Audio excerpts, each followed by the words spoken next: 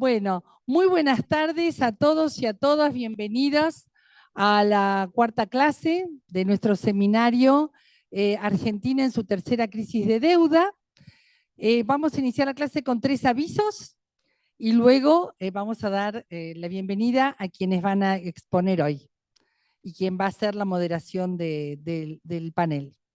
El primer aviso, este sábado que viene a las 11 de la mañana se hace la asamblea anual de socios del Instituto Patria, así que quienes sean socios en cualquiera de las categorías, los esperamos, en todo caso se ponen al día con las cuotas y los esperamos, o se pueden poner al día con las cuotas allí mismo, y los esperamos en la planta baja del Patria el sábado a las 11 de la mañana, asamblea anual de socios del Patria. El segundo aviso tiene que ver con lo que recién comentaba Eliana, que se ha abierto un foro de debate dentro del curso. Vamos a tratar de ponerlo más visible porque notamos alguna dificultad para entrar. Está en la tercer solapa, en la clase 3 se abrió el foro, pero también ahora vamos a pedir que lo pongan en la primer solapa. Bueno, con alguna búsqueda lo van a encontrar. Ahora Eliana se va a ocupar de ponerlo más visible. Y en ese foro, la idea es, Eliana está recopilando todo lo que ustedes están comentando en el chat, y la idea es llegar a propuestas referidas al futuro de la Argentina que podamos comentar y presentar en la última clase, en la clase número 8. Eran 4 avisos, perdón. Tercer aviso. Está abierta la inscripción al Seminario Internacional Realidad Política y Electoral de América Latina. Es un seminario internacional que hacemos con el Instituto Lula, con el Instituto de Formación Política de Morena, México, con compañeros y compañeras de Colombia, de Chile, de Guatemala, de Venezuela, de Colombia. La inscripción está abierta y está en la solapa cursos del Patria, de la web del Patria, el formulario para que se inscriban. Los y las esperamos en ese curso también. Allí vamos a tener algo realmente muy inédito, nuevo, muy desafiante, que es que todos los países de la Patria Grande vamos a estar participando y reforzando el proyecto que llevaron adelante Néstor, Cristina, por supuesto, Hugo Chávez, Evo Morales, Rafael Correa, en la década ganada. Así que, la verdad, les digo con todo énfasis, no se lo pierdan. Aparte es una organización compleja porque vamos a estar equipos de formación, equipos pedagógicos de todos los países trabajando con ustedes, y va a haber expositores de todos los países. Cuarto y último aviso, ahora sí, el martes 23, el martes próximo, el horario de la clase coincide con la marcha universitaria. Y por supuesto nosotros promovemos, invitamos y convocamos a marchar por la universidad pública y gratuita.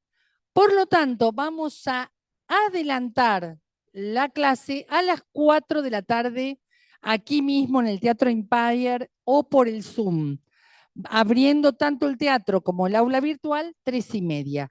Quien no pueda venir, por supuesto, no vamos a pasar lista, porque es una situación excepcional. Lo que pasa es que no podemos correrla a la clase por un tema de contratación de días y de programación del teatro.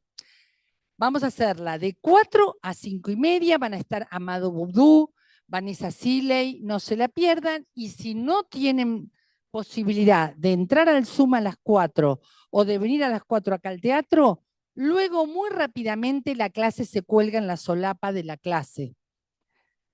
De hecho, hasta la clase 3 ya están todas colgadas en el aula, ¿sí? Bueno, dados todos estos avisos y dándoles una cordialísima bienvenida, vamos a invitar a Iñaki Mato, que es de Juventudes del Patria, del grupo Aconcagua, ¿digo bien, Iñaki? Que va a moderar la charla sobre la década ganada, justamente, sobre lo que fue la cancelación de la deuda con el FMI, y ese enorme proyecto político que representaron en el 2003-2015 Néstor y Cristina. ¿Y quién mejor para charlar de esto? ¿Y quién es mejor que en el plano político Carlos Zanini y en el plano económico Santiago Fraschina, a quienes les damos la bienvenida y los invitamos también a subir?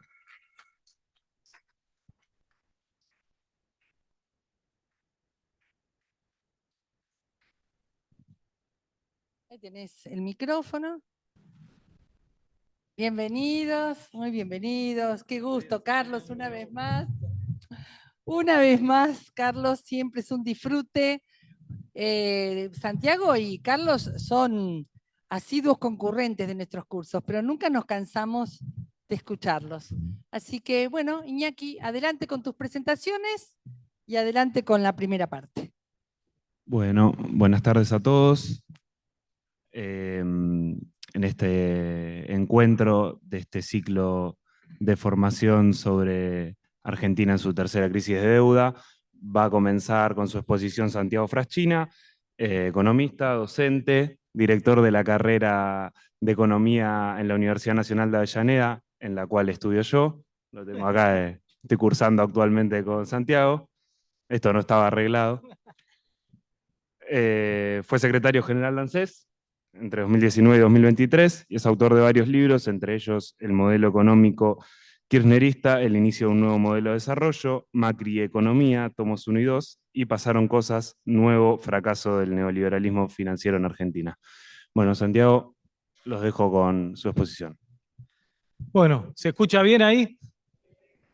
Bueno, primero agradecer a Claudia la invitación, a todo el Instituto Patria. La verdad que para mí es un honor, un placer siempre estar en los cursos que organiza el Patria, ¿sí?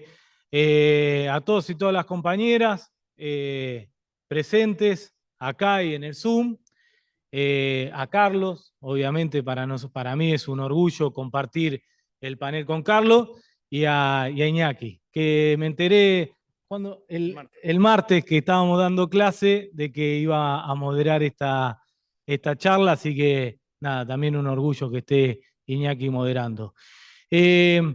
Nos toca la etapa 2003-2015, que como dice el título de la clase o de la exposición, es fin de la segunda crisis de deuda que tuvo la Argentina. Obviamente esto está inspirado en aquel documento que sacó, creo que el 14 de febrero, Cristina, sobre la tercer crisis de deuda.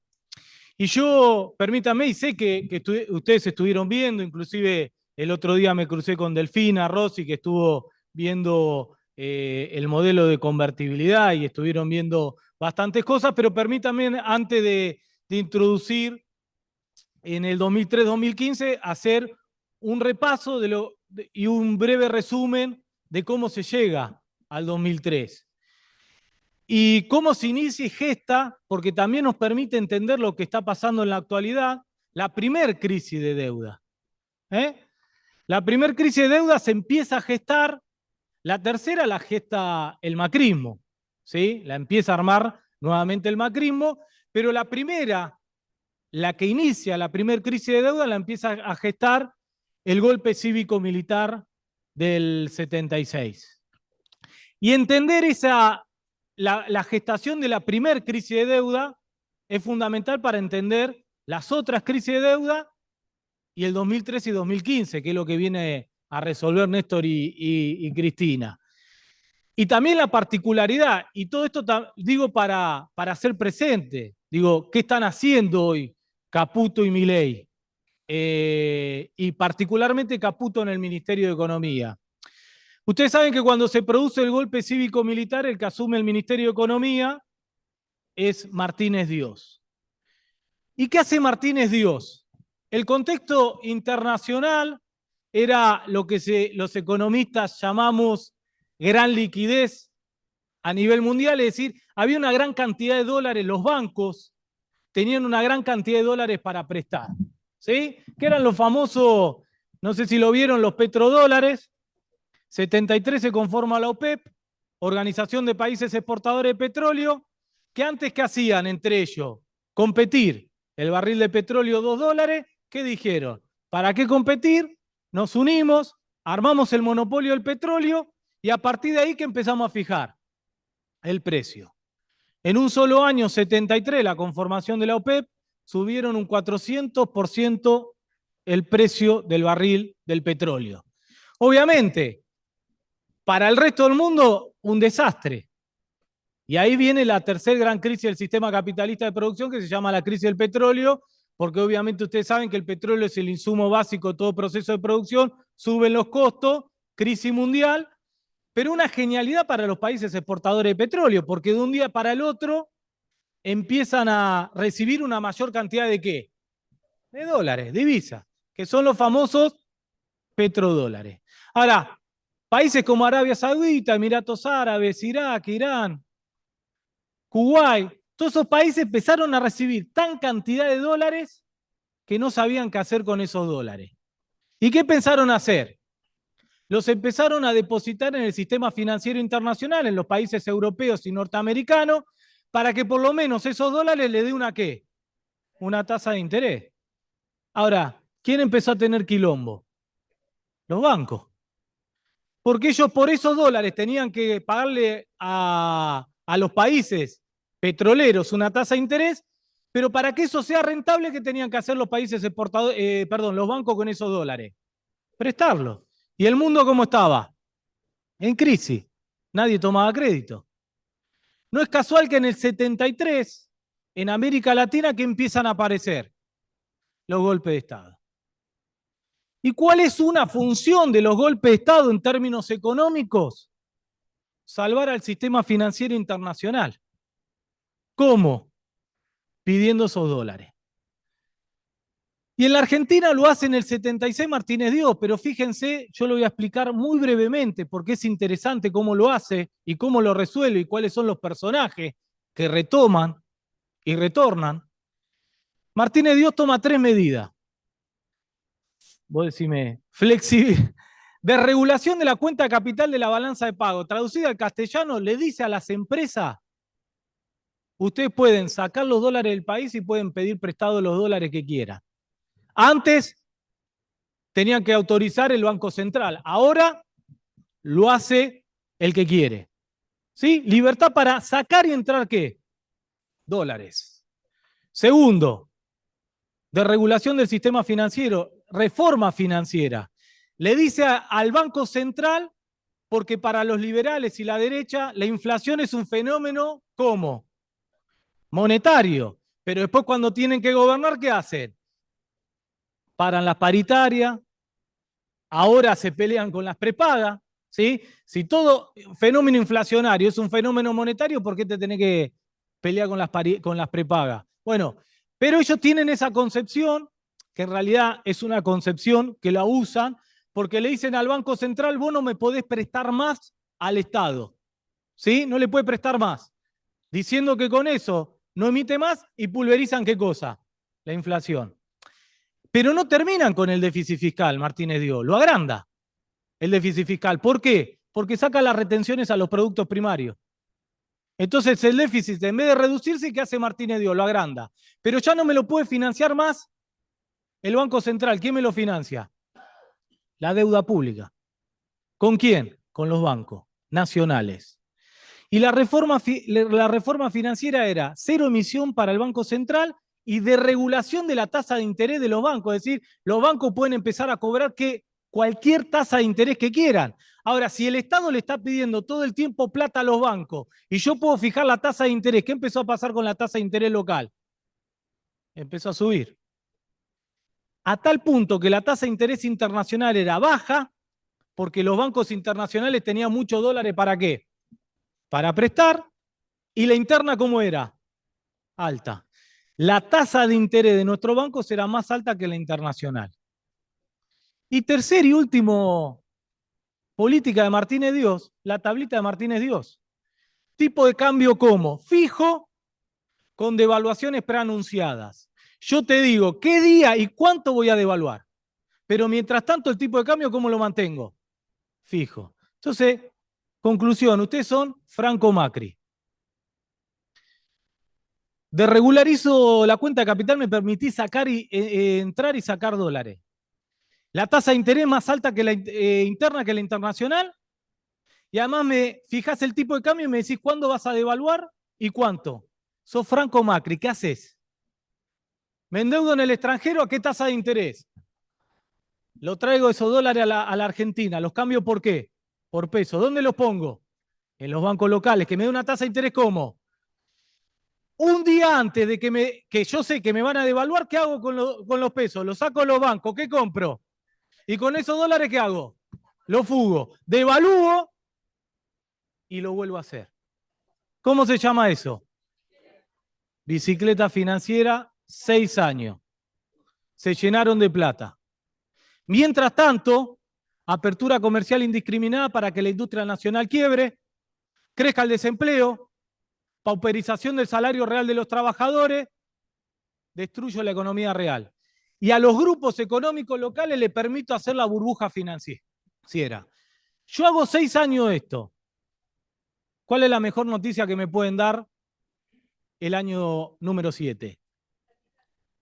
Que la deuda externa privada, que es el único costo que tenían los grupos económicos empresarios, bueno, 1982, presidente del Banco Central de la Argentina, ¿quién era? Y director del Banco Central, ¿quién era?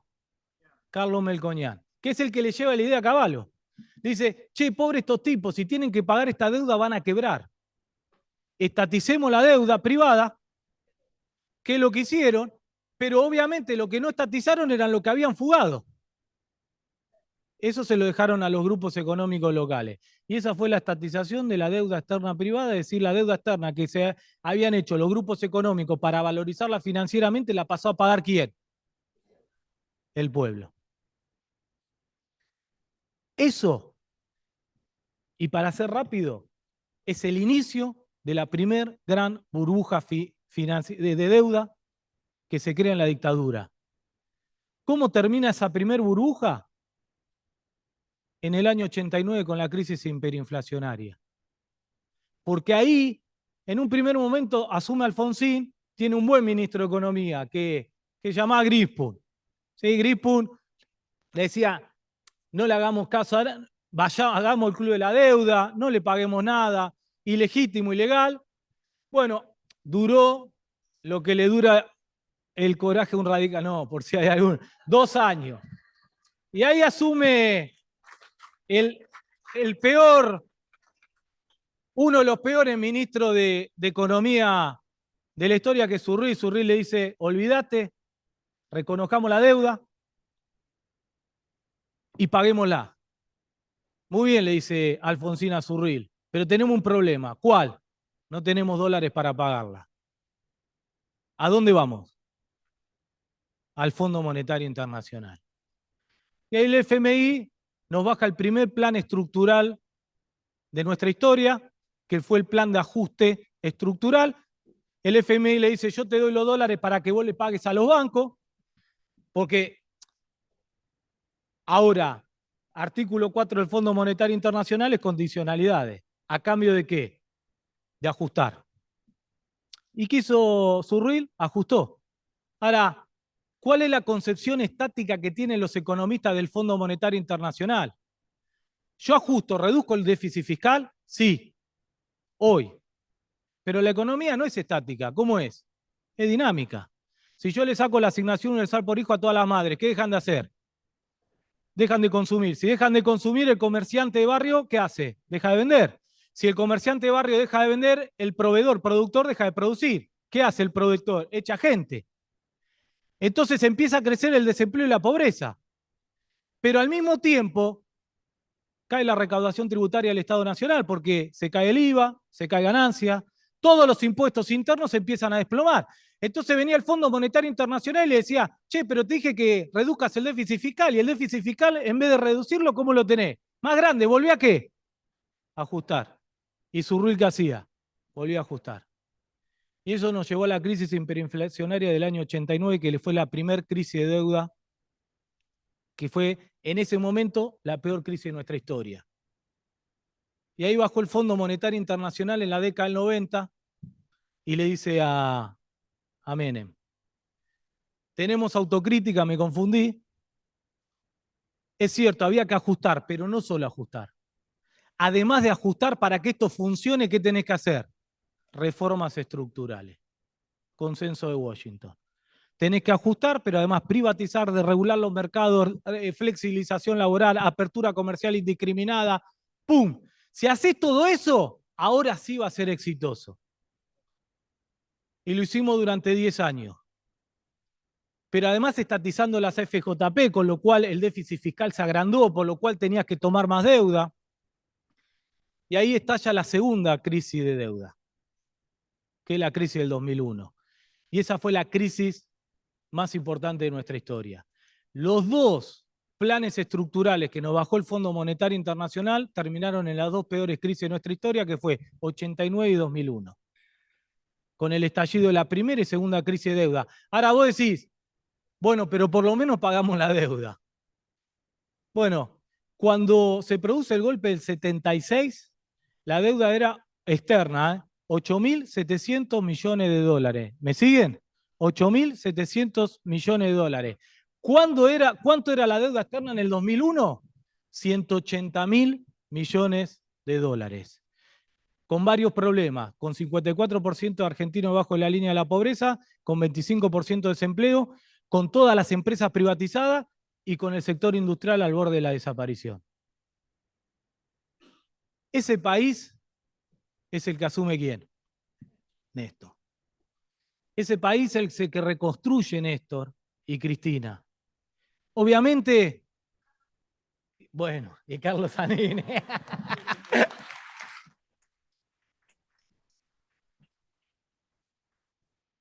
Y con esto que me quedan 5, voy. Con la filosofía contraria que recién nombraba Carlos. Déjenme crecer para pagar. ¿Sí? Si los muertos no pagan. Y lo que hacen Néstor y Cristina en distintas etapas, distintas fases, y esos economistas que plantean la economía de Néstor es distinta a la de Cristina, son fases de un mismo modelo. Son fases de un mismo modelo, que es la reconstrucción de la industria nacional, pero no financiada por la clase obrera, que ahí viene la discusión con el desarrollismo. El desarrollismo te dice, yo quiero industria nacional, pero con salarios bajos, que me la financie la clase obrera. Y aparecen los trabajadores pobres. No, no. Néstor, Cristina, como Perón del 46 al 55, dijo, yo quiero industria, pero con justicia social. Entonces es más complejo. ¿Y quién me lo va a financiar? ¿Y la clase obrera con salarios bajos? No. Y entonces empieza una reconstrucción de los salarios. Entonces, ¿quién me lo financia? Las rentas extraordinarias de la economía nacional. Y es más complejo, porque el Estado tiene que ver cómo hace para que esa renta extraordinaria, la renta extraordinaria es, vos tenés un kiosco, ¿qué te da? Ganancia, normal.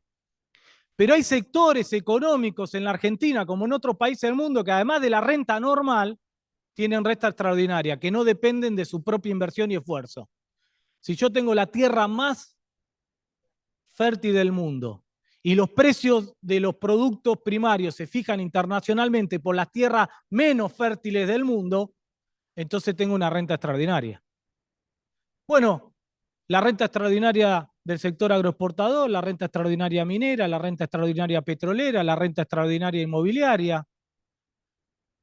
Esas rentas extraordinarias tienen que estar a disposición para financiar el proyecto de industrialización con inclusión social.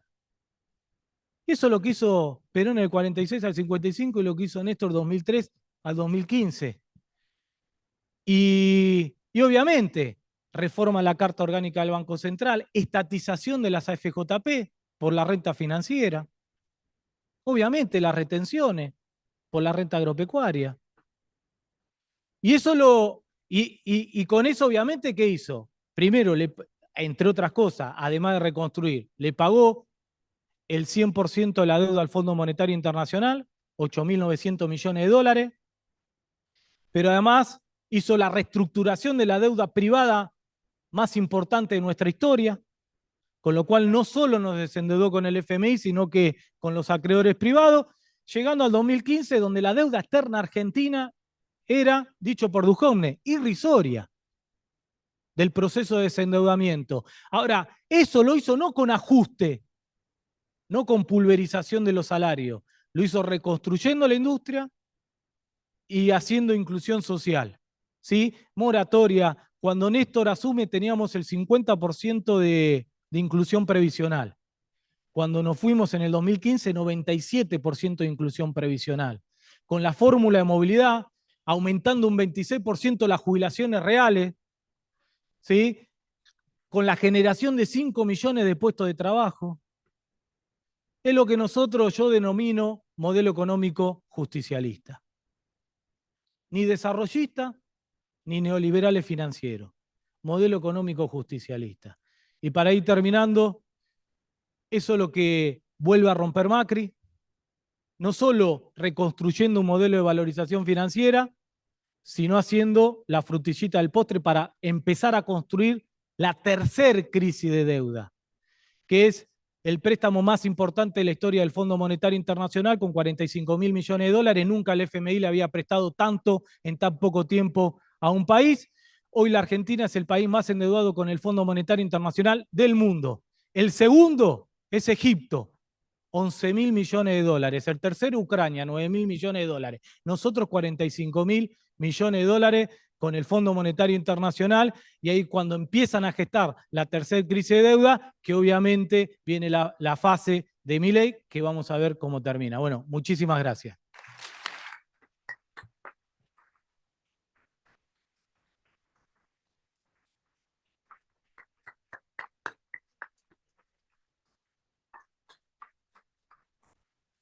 Bueno, muchas gracias, Santiago.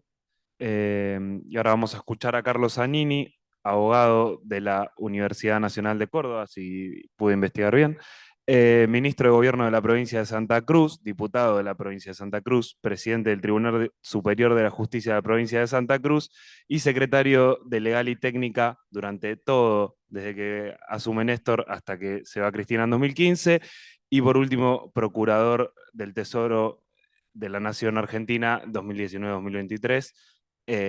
Para mí personalmente, hago una pequeña digresión, como un militante, estar acá moderando la charla con vos, Carlos, es un honor. Un compañero que le ha tocado vivir las feas, y que se la banca siempre.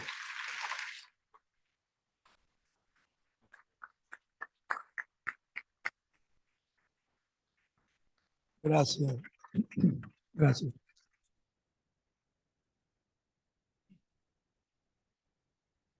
Tengo un inconveniente que no los veo porque hay una luz que me da prácticamente en la cara y muy fuerte. Eso para mí me dificulta. A mí me gusta ver con quién hablo. A mí me gusta saber con quién estoy. Pero bueno, y otra dificultad que ya es más estructural. Yo no he dado clases, no tengo experiencia de profesor. Entonces la docencia no es mi fuerte. Sí, no he perdido la capacidad de pensar. Entonces, primero, deprimir expectativas. No voy a tratar de hacer una historia de lo que fue el gobierno en este asunto del pago de la deuda al Fondo Monetario Internacional. Eso está en cualquier cuaderno, en cualquier libro, en cualquier lugar. Yo quiero más bien hacer un aporte a comprender el mecanismo de la deuda de los países. ¿A quién le sirve y a quiénes arruina? Porque cuando hay ajuste en un país, hay disfrute en otro lugar. Y nunca es en el país donde está ocurriendo el ajuste. El ajuste, yo recurrí a un libro de Noemí Brenta que hace la historia de la relación del Fondo Monetario Internacional con la Argentina y señala que, bueno, que hay que todos los programas de ajuste del Fondo Monetario tienen 4 etapas, que es la etapa del ajuste propiamente dicho, que comienza con un incremento inusitado de la inflación, sigue con una estabilización, continúa con una reestructuración de los precios y culmina con una ruptura. La ruptura siempre viene por el salario, el incremento del salario y el valor del dólar. Son los dos puntos críticos que tienen. Pero para hablar de esto tenemos que ver primero al Fondo Monetario Internacional. ¿Qué es? El Fondo Monetario Internacional fue una buena idea cuando el país se quedó cuando el mundo se quedó sin el patrón oro. Entonces, para hacer el intercambio había que buscar alguna manera de equilibrar las balanzas, las monedas y que los intercambios fueran más o menos equitativos. Buenas intenciones. ¿En qué terminó esas buenas intenciones? Terminó en un mecanismo que sirve a la política económica del país hegemónico. Porque las medidas que solicitan los países y las que hace tomar el fondo y a las que olvida el fondo están pensadas en otro país y en beneficio de otro país. Entonces, el Fondo Monetario es un instrumento más en los mecanismos de dominación de los países. Scalabrini y Ortiz en la década del 30 decía que había 3 caminos para someter a los países, que era el dominio de los mares y el endeudamiento de los países, la presencia militar y el endeudamiento de los países. Con eso se podía dirigir cómo iban a desarrollar los países. Yo creo que para ir un poco más allá de los 40 años, porque este título de las 3 crisis, y que nosotros que también nos pega y que está también elaborada por él, es una historia incompleta, porque Argentina viene con crisis de deuda desde su nacimiento, desde el financiamiento de la Guerra de la Independencia y el modelo que se utilizó allá para financiar esa deuda.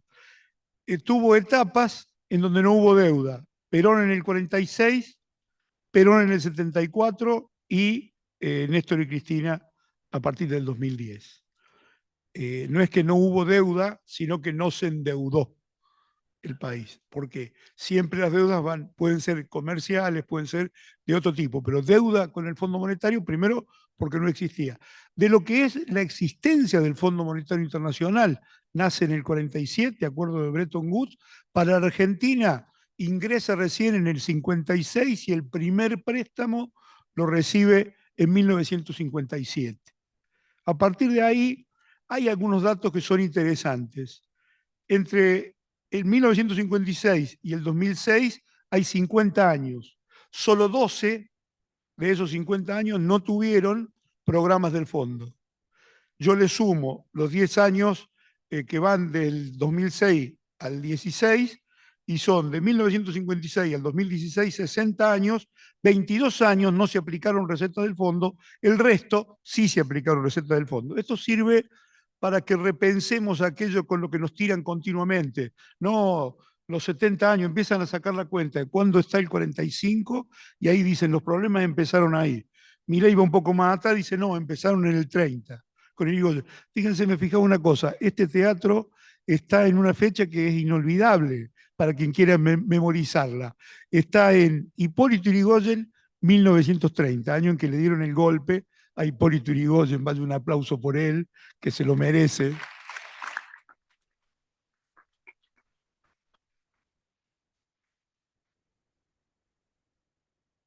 El ingreso que tiene el Fondo Monetario Internacional está compuesto por los intereses que pagan los países y los cargos que se le suman a esos intereses. ¿Sabe cuánto representaron entre 1995 y el 2005 los pagos que Argentina hizo al Fondo Monetario Internacional? Estoy hablando de 1995 a 2005, solo en una década. El 60% de los gastos de administración del fondo solventados por un país empobrecido como la Argentina. Esto va dando algunas muestras de cómo está organizado este mundo. Existe una ley, digamos, existe un mecanismo en el estatuto del Fondo Monetario Internacional que habla de qué monedas se pueden utilizar para el intercambio. Y dice que esa moneda no tiene que ser escasa. La única vez que Argentina fue tenida en cuenta para ese tipo de intercambios como moneda aceptada del peso argentino fue en 1974, después que Perón pagó íntegramente la deuda de 110 millones de derechos especiales de giro que Argentina tenía con el fondo en aquella época. Fue el precedente más cercano al pago que hizo Néstor de casi 10.000 millones de dólares en el 2006. Existe una ley, digamos, para que sea declarada una moneda, para que no pueda ser utilizada, debe ser declarada escasa. Para que sea declarada escasa, necesita tener los 2/3 de los votos del Fondo Monetario Internacional. 1/3 y un poquito más de los votos dentro del Fondo Monetario Internacional pertenecen a Estados Unidos. Existe una ley al interior de Estados Unidos, la 171, que dispone que ningún representante de Estados Unidos en el Fondo Monetario Internacional puede votar en el sentido de que se declare como moneda escasa al dólar. Fíjense usted cómo el fondo está sometido a una ley interna de uno de sus países miembros. No es el único caso. También en el caso de privatización de bancos, el caso de costo laboral y reforma laboral también están en leyes del interior de Estados Unidos. Bueno, en la Argentina en 1960 se hizo una reforma del sistema de ferrocarriles, aprovechando que estamos acá en la fraternidad, con una ley estadounidense, ¿no? Si por eso se levantaron vías, único lugar en el mundo en donde creo que se levantaron vías. Por otro lado, esto ya medio lo agoté. Les quería, digamos, como datos color, pero lo que me interesaba más que estos datos color es entender el mecanismo profundo que lleva a que los bancos, antes los bancos, ahora los fondos de inversión, accedan a la presa más redituable que tienen, la única que paga, el endeudamiento de los países. Porque en realidad las industrias pueden quebrar, los comercios pueden quebrar, los bancos pueden quebrar, los países no quiebran, los países de alguna manera salen adelante. El fondo se ha transformado en una manera de exprimir a los países, no siempre para ayudarlos. Hay una reunión, digamos, yo les quiero aclarar una cosa. Pienso que gran parte de los problemas de la Argentina están en la tensión que existe entre el modelo del peronismo y los modelos que han querido sustituirlo. Desde 1955, lo que viene propiciando el Fondo Monetario Internacional en la Argentina, junto con sectores de las clases dominantes de la Argentina, es el desmantelamiento del modelo de bienestar social que creó el peronismo. Y a partir de ahí hay avances y retrocesos que están siempre con la lucha del pueblo de por medio. Hay momentos en donde tiran de la cuerda y pueden destruir con más rapidez, y hay momentos en donde el pueblo toma el comando y se puede reconstruir. Por eso la Argentina tiene tantos procesos de destrucción y reconstrucción, ¿no? Y cada vez se le hace más difícil a los sectores del peronismo poder reconstruir un país porque cada vez lo hunden más. Yo como ejemplo siempre digo, en 1955 teníamos barcos para llevar nuestras cosechas y no nos podían hacer, digamos, una presión de impedir que nuestras exportaciones salieran porque teníamos nuestros propios barcos para mandarlo. De esto me trae el recuerdo una cosa que hizo Evita, por ejemplo. Evita, en su momento, fue la primera que se puso a juntar ropa para enviar al Estado de Israel cuando apenas había sido fundado. Y no era ropa usada. Lo que hizo fue pedir a las fábricas argentinas para el envío de ropa. Y le dice, pero una condición, que sea ropa fabricada en Argentina, y la otra condición es que lo lleven los barcos argentinos. En ese momento podíamos ser solidarios en serio con el pueblo israelí y le mandamos ropa para su vestimenta, alimentos, como se mandaron también a España, en barcos argentinos. Hoy, quien quiera buscar algún resto de Elma, la línea marítima del Estado, va a tener que hacer arqueología, porque no lo va a conseguir. Y así con tantas cosas. Esto es lo que la Argentina era y es lo que quieren que sea.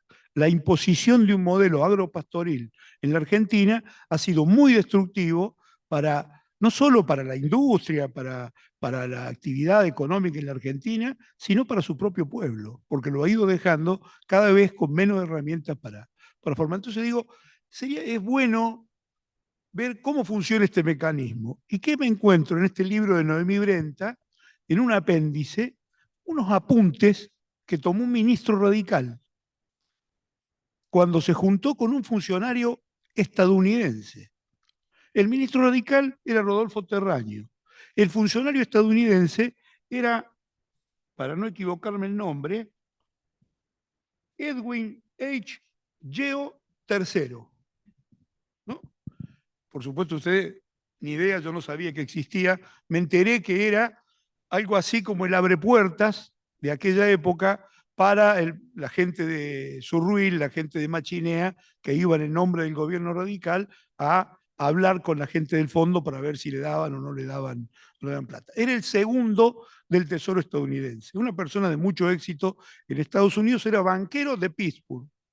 Este banquero de Pittsburgh conocía el funcionamiento del sistema, se junta con Terraño y él anota estas cosas que le dicen. Yo se las quiero leer porque no quiero contarles, porque creo que pierden sentido. Quiero que vean ustedes y que después hagamos el repaso de cuáles cosas ocurrieron y cómo ocurrieron, y veamos cómo estas cosas que dice este señor se van plasmando en la realidad. Lo primero es para ver el año. Esto es en 1988.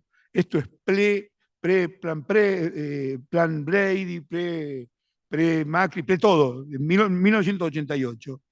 Dice, hablando en un tono que yo me imagino paternal, dice, los gobiernos de ustedes reciben lo que ustedes llaman plata dulce. Los banqueros saben que no van a poder recuperar capital, pero no les importa. El objetivo de ellos es cobrarse en especie.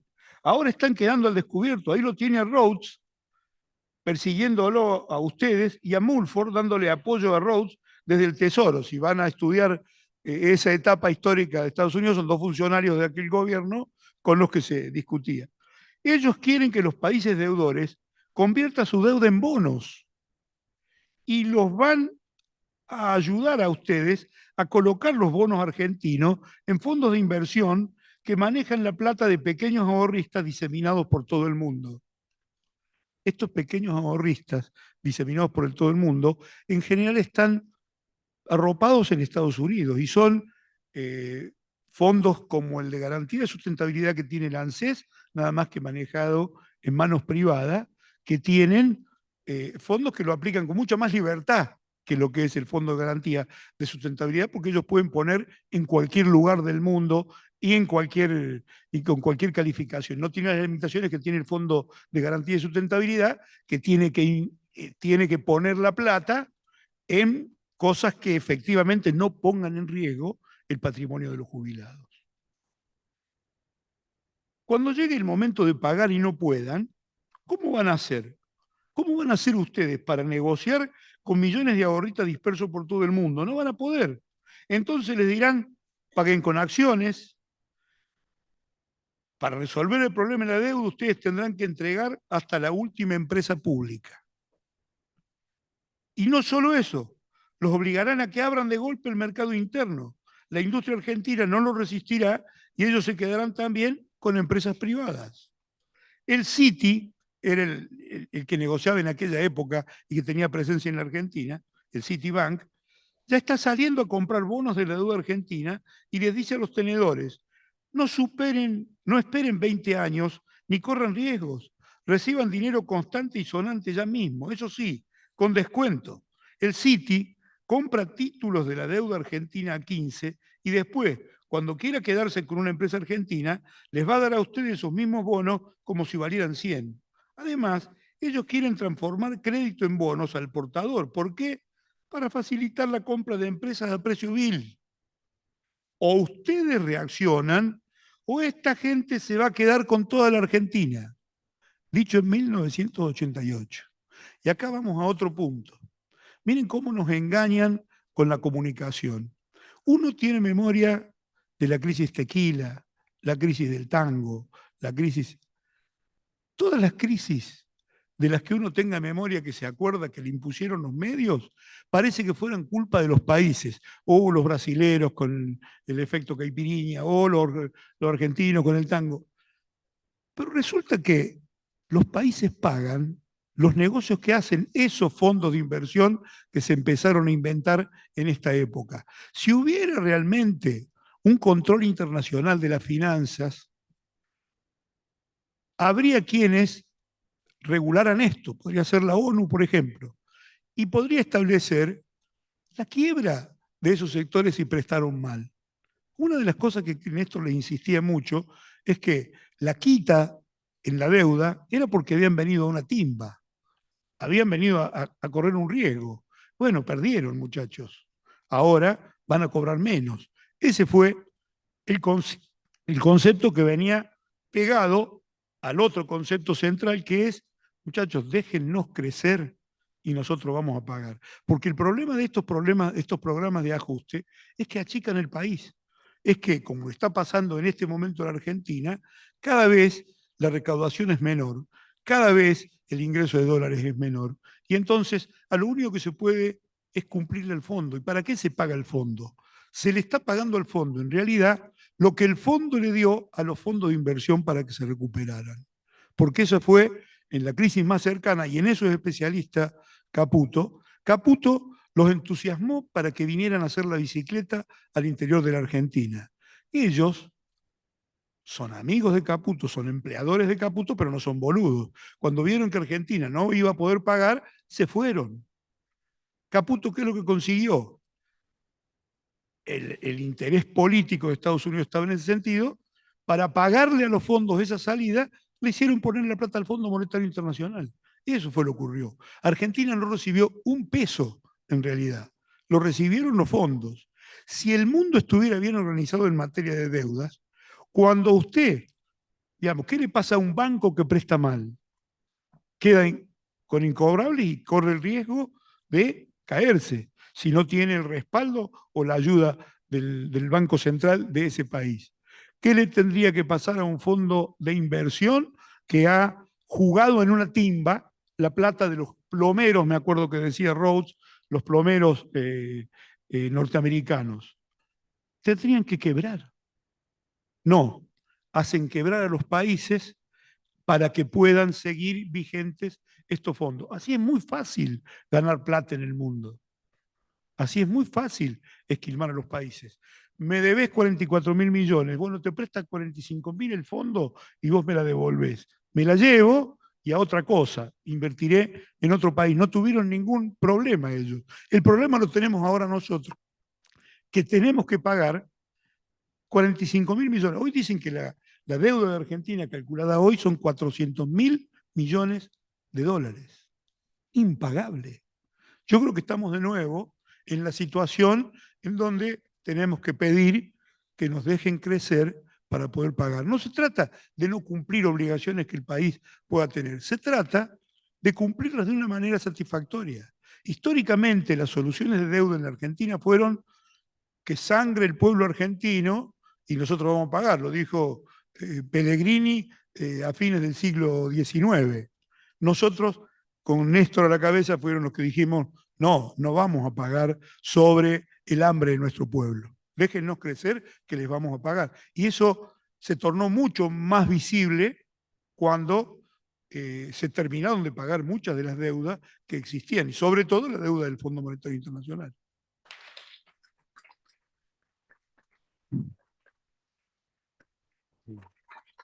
Como yo no he sido docente, pero alguna cancha he desarrollado, ya sabía que en algún momento me iba a decir esto. Yo quería recordar esto. El concepto central de Néstor fue desembarazarse de la deuda para poder construir el país que queremos. Un país endeudado no puede vivir. Un país endeudado no tiene capacidad para manejarse a sí mismo. Un país no tiene que vivir endeudado. Pero la clave para el pago estaba en el crecimiento. Y él no apostaba a ningún amigo en el Tesoro de Estados Unidos, no apostaba apostaba a la capacidad y a la propia fuerza del pueblo argentino. Yo me fui a ese discurso del 15 de diciembre del 2006, cuando anunció que empezaba el mecanismo institucional para pagarle la deuda al Fondo Monetario Internacional, coordinado con Lula da Silva, y entre la jugosa, yo los invito a que lean ese discurso, porque no es simplemente una explicación técnica de que va a pagar, sino también tiene mucha valoración desde la política de por qué pagar y por qué quedarse sin esa deuda. Me quedé con un concepto que está expresado en 2 párrafos. Dice, nuestro futuro será hijo de nuestra capacidad para articular respuestas colectivas y solidarias, de nuestro compromiso con la defensa de interés del conjunto. Intentando superar el infierno en que caímos, sabemos que estamos recuperando la esperanza y que debemos adueñarnos de las herramientas para construir nuestra autonomía. Para dar continuidad al cambio, se deben superar de raíz los problemas de arrastre, creando las condiciones para una estrategia de desarrollo a largo plazo. Un problema de arrastre central y condicionante es nuestra deuda. Es decir, tenía un diagnóstico y desde ese diagnóstico, revalorizando la autoestima del pueblo argentino, se puso a trabajar para sacarlo adelante y así vencer los obstáculos que se le fueran poniendo adelante. Y la situación no es muy distinta a la de hoy, una situación que permite afrontar cambios con más facilidad que en otros momentos. Pero en aquel momento no elegimos la libertadura, elegimos hacer crecer la Argentina, hacerla más grande para que las deudas fueran más chicas.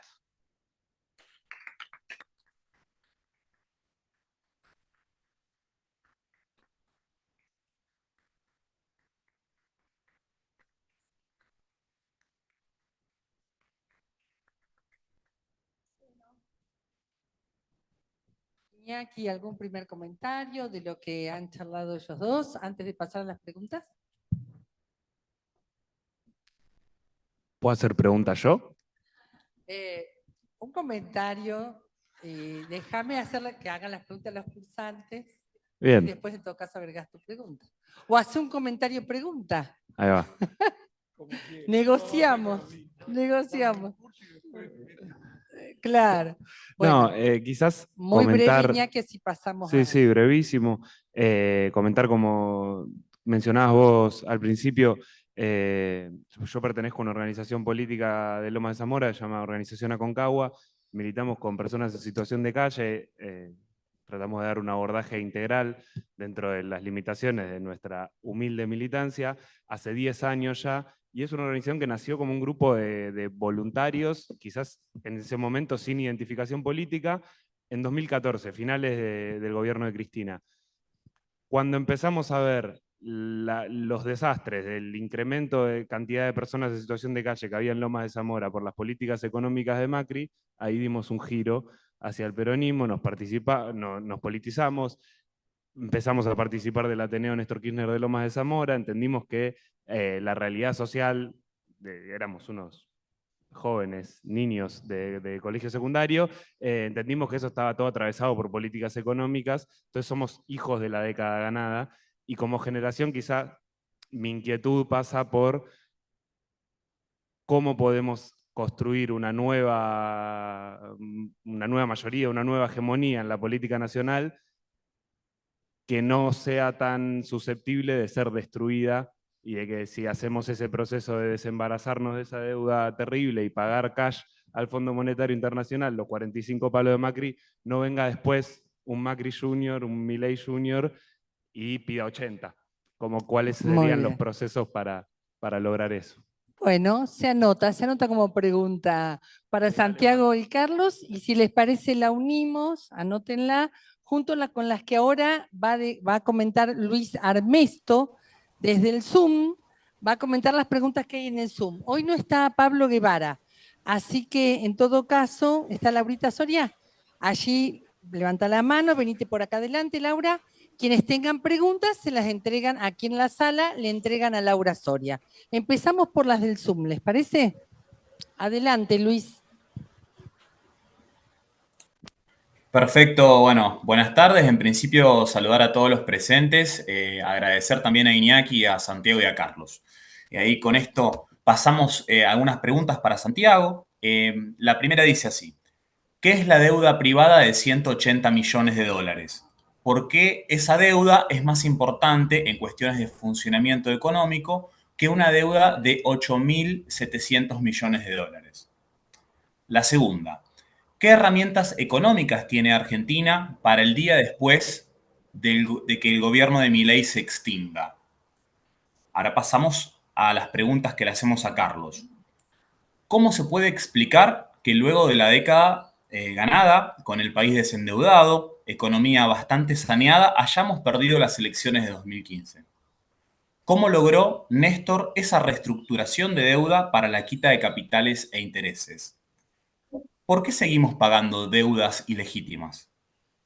¿No cree usted que el no pago de la deuda externa debería ser una consigna pública del peronismo?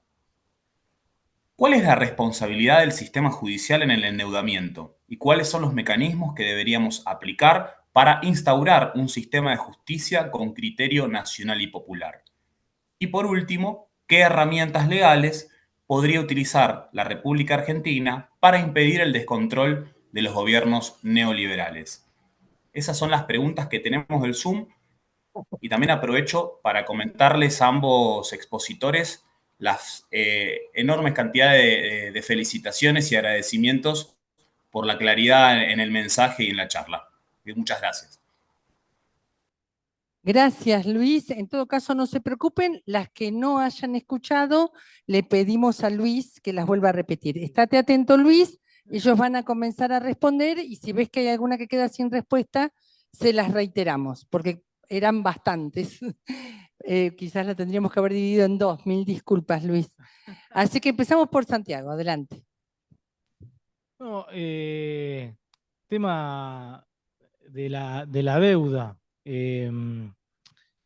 Que ¿por qué la deuda es el principal obstáculo para el desarrollo? ¿Por qué una deuda de 8.600 millones de dólares no es lo mismo que una deuda de 180.000 millones de dólares? Bueno, eso está claro, porque tenés que destinar cada vez más recursos a pagar la deuda y menos recursos a hacer inversión interna. Me parece que la deuda externa como obstáculo del desarrollo es clarísimo, ¿sí? Lo explicó muy bien Carlos también, con la visión de los banqueros, cómo ellos lo tienen recontra claro de cuál es el objetivo final del endeudamiento. Y después, cómo evitar, es lo que está haciendo Milei hoy. Si ustedes ven el gasto público, la inversión pública que está haciendo Milei, bajan todas las partidas, todas, menos la del pago de la deuda externa, que aumenta. Es la única partida del presupuesto de la inversión o el gasto público que está haciendo Milei, es la única partida que aumenta, el resto bajan todas. Bueno, ¿qué está haciendo? Está ajustando, sobre todo en el sistema previsional, porque eso lo hablábamos con Carlos antes de la charla, eso de echar gente en términos de inversión pública es insignificante.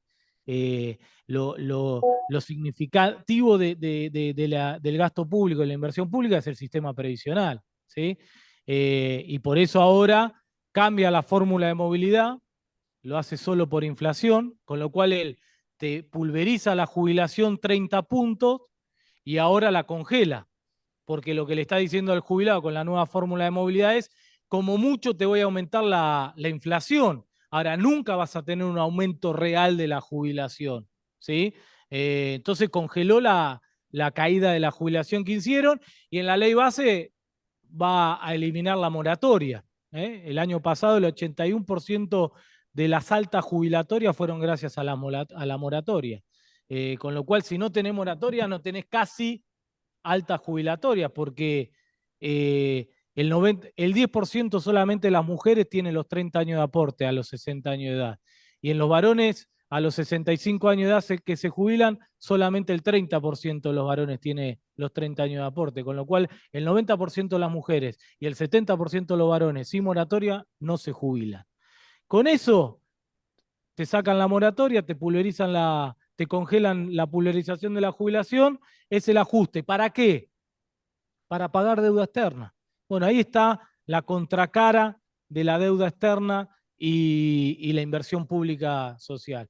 ¿Y cómo se puede evitar para un nuevo endeudamiento? Y para mí ahí Carlos tendrá más herramientas que yo, digo, me parece que más cuestiones legales, de cómo vos podés restringir la posibilidad de endeudamiento de un gobierno como el de Milei. Con el Fondo Monetario Internacional más claro, y también lo hablábamos, Macri incumplió un montón de cuestiones con el Fondo Monetario Internacional, ¿sí? que habría que haberlas discutido. Inclusive la posibilidad de cuánto te puede prestar. El Fondo Monetario Internacional tiene un reglamento interno de cuánto te puede prestar y nos prestaron 3 veces más de lo que nos podían haber prestado en el gobierno de Macri. Y dice explícitamente que lo que te presta el Fondo Monetario Internacional no puede financiar fuga de capitales. ¿Por qué lo echaron a Caputo? Porque los primeros 15.000 millones de dólares que prestó el Fondo Monetario Internacional, Caputo se los fugó en 3 meses. ¿Qué? ¿Qué es lo que quiere volver a hacer? Por eso quiere conseguir lo que sea para liberalizar el cepo, para que Milei le permite liberalizar el cepo y llevarse los pocos dólares que vienen consiguiendo. Quiere hacer eso mismo. Por eso también la reticencia del Fondo Monetario Internacional de volverle a dar a Caputo 15.000 millones de dólares, o lo que quiera Caputo o Milei, porque ya lo conocen a Caputo, ¿qué viene a hacer? Se la va a volver a llevar, toda la que le prestaron, se la va a volver a llevar él y sus amigos. Con lo cual, ¿cuál es el limitante? Bueno, yo encuentro más limitante del punto, obviamente, político. Esperar que una sociedad no legitime nunca más un gobierno que endeude. ¿Sí? Pero bueno, si no es político, tiene que haber restricciones legales, me imagino. Si no es muy difícil. ¿Cómo? Bueno, no, sí, sí, no la respetan, como pasó con el Fondo Monetario Internacional o como están haciendo ahora muchas cosas que no respetan las leyes. Digo, la fórmula de movilidad salió por ley, la cambió por decreto y la sigue aplicando y así un montón de cuestiones. Pero bueno, es más difícil, ¿sí? Porque digo, él podría privatizar empresas ahora sin que le salga por ley. Lo podría hacer. Ahora, ¿qué empresa privada va a comprar algo si el Congreso no se lo permite? Sabiendo que si es ilegal, cuando cambie el color político se le vuelve a estatizar por la ilegalidad. Entonces, ciertas leyes restringen también algunas cuestiones de política económica para un gobierno, aunque venga decidido no respetar ninguna de las leyes. Pero bueno, eso más para un tema de abogado más que para un economista. Pero del 76 en adelante, nuestro principal obstáculo de desarrollo es el endeudamiento externo.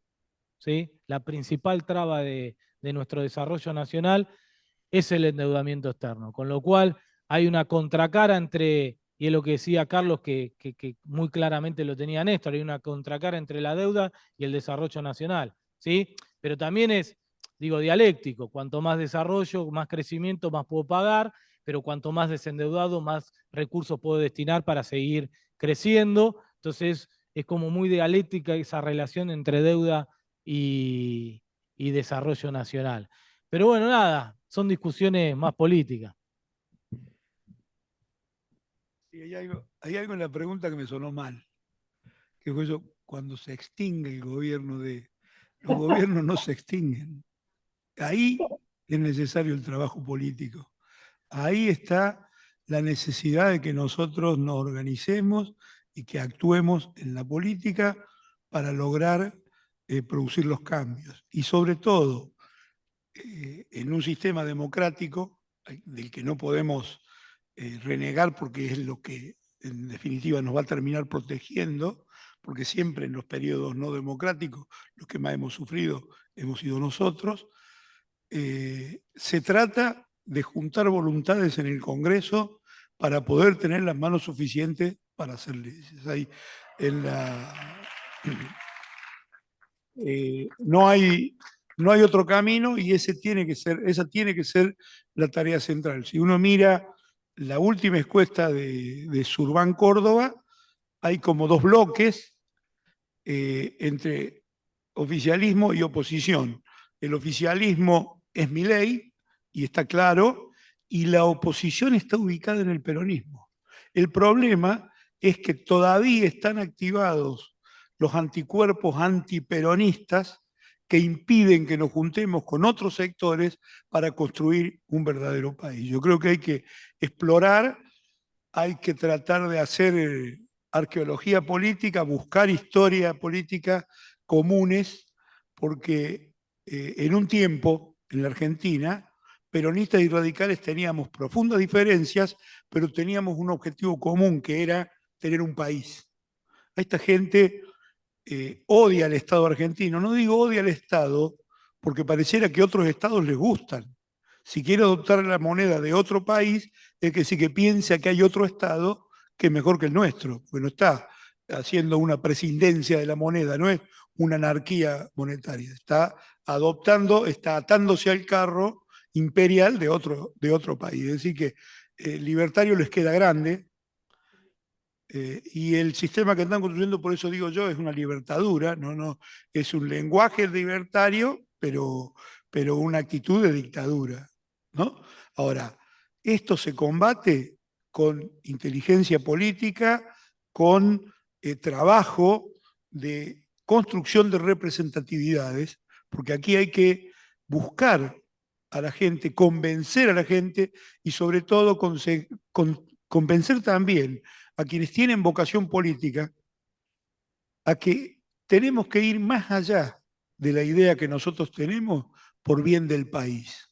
Y entonces ampliar de modo que podamos tener. Ellos se están preparando en este momento, lo único que les interesa es ganar la elección en el 2025. En el medio de un discurso antipolítica están pensando solo en eso. Nosotros tenemos que armar un frente amplísimo, no diría amplio, amplísimo, para que haya la posibilidad de construir nuevas mayorías en el Congreso que nos permita tener las manos suficientes como para manejar los números clave en las mayorías parlamentarias, en las comisiones, y poder tener desde allí la capacidad, porque nuestra debilidad en muchos casos está en que no tenemos las manos suficientes dentro del Congreso para llevar adelante las ideas que tenemos. Y eso hace que los mecanismos de tratar de legislar para que esto no se haga sean infructuosos, porque cambiada la mayoría, se cambia la ley y se toma otro camino. Estamos en un punto en donde somos la minoría más importante dentro del Congreso, tanto en diputados como en el Senado. Hay que fortalecerla. Pero además hay que abrir las compuertas partidarias para convocar a los distintos, convocar a quienes militan en otros partidos para que entiendan. Yo digo, un frente tan amplio aún que no solo comprenda radicales, socialistas, comunistas, que también comprenda a sectores de la centro-derecha que quieran un país, porque por este camino nos quedamos sin país. Y también un llamado serio a la izquierda, que está más allá de todo, que se concibe como grupúsculos que nunca acuerdan con nadie, para que dejen de tratar de expresar una realidad testimonial de crítica al sistema y formen parte de un proyecto de poder. Díganme la verdad, no están queriendo hacer una revolución, están queriendo obtener un diputado. Vengan y discutan con nosotros. Podemos llevar un diputado de izquierda que nos acompañe. El tema es, tengamos la amplitud para ceder nosotros también, porque el punto que le da fortaleza al gobierno en sus medidas es nuestra debilidad parlamentaria.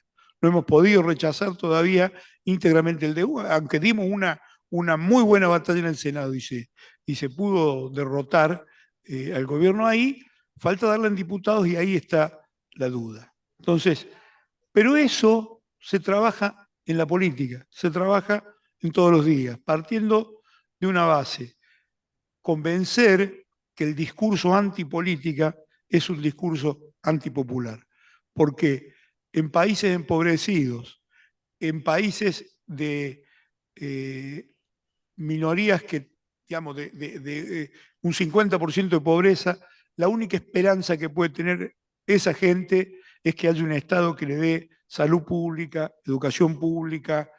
Nosotros sí tenemos que trabajar más que en nuestra historia, en lo que hicimos, que eso está ya hecho, tenemos que trabajar, me parece, en el país que queremos construir, hasta dónde lo queremos compartir con otros que no piensen igual, para construir a lo mejor no ese país ideal que tenemos nosotros los peronistas en el corazón, sino un país viable en donde la industria, la economía resulte floreciente. Para eso tenemos que dar la batalla de la deuda.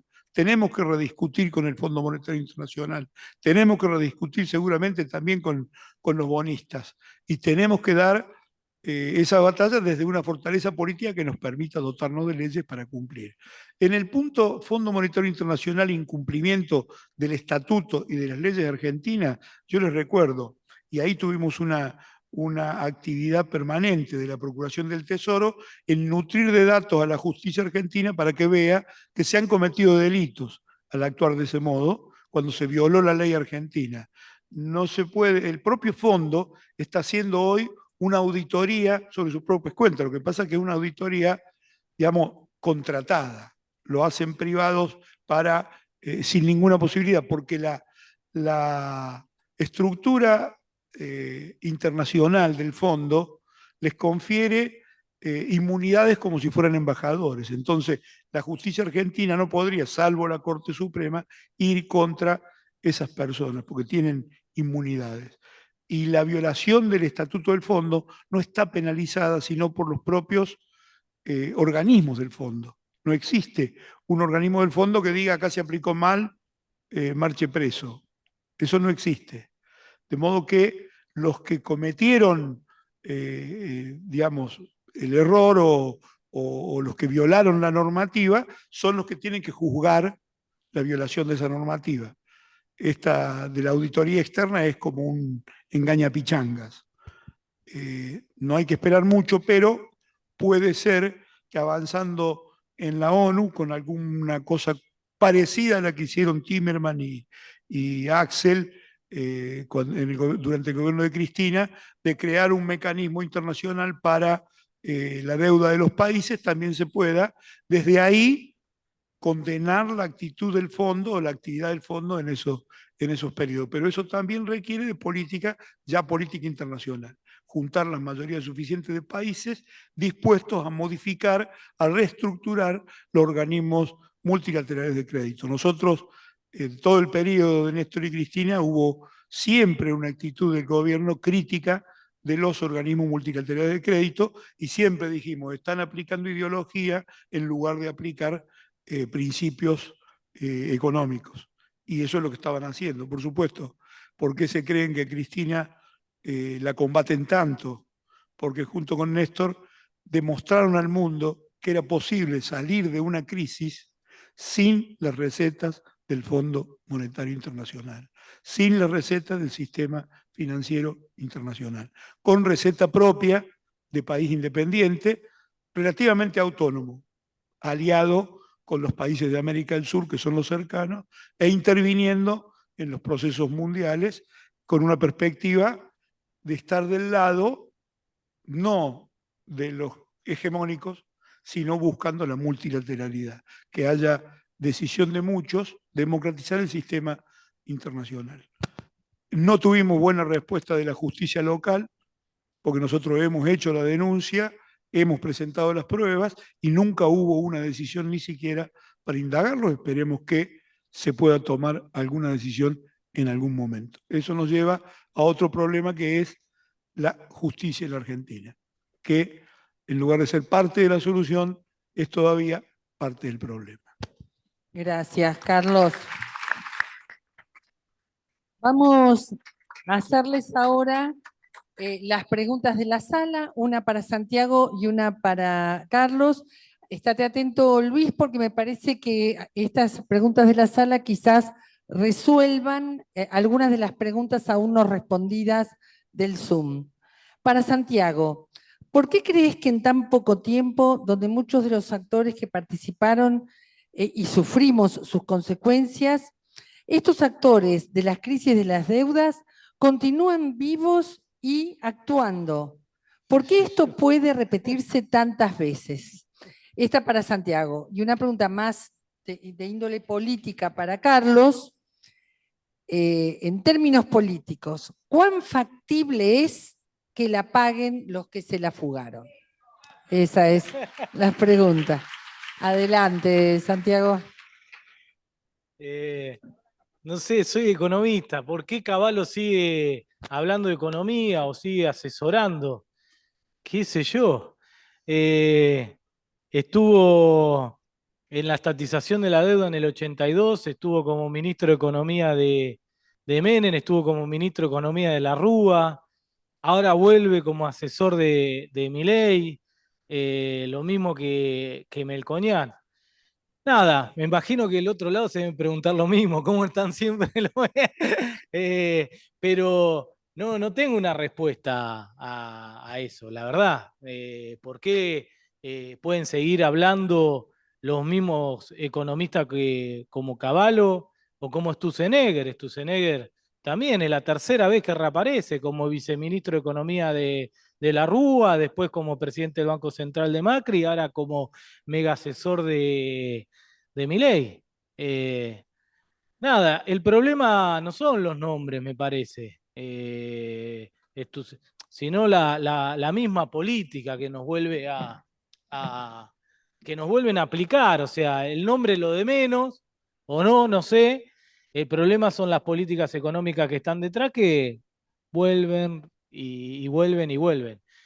Debe haber, pero me excede como economista, debe haber inteligencia, mucha inteligencia de ellos para poder volver haciendo tantos desastres, y debe haber algunos errores nuestros para permitirles que ellos vuelvan.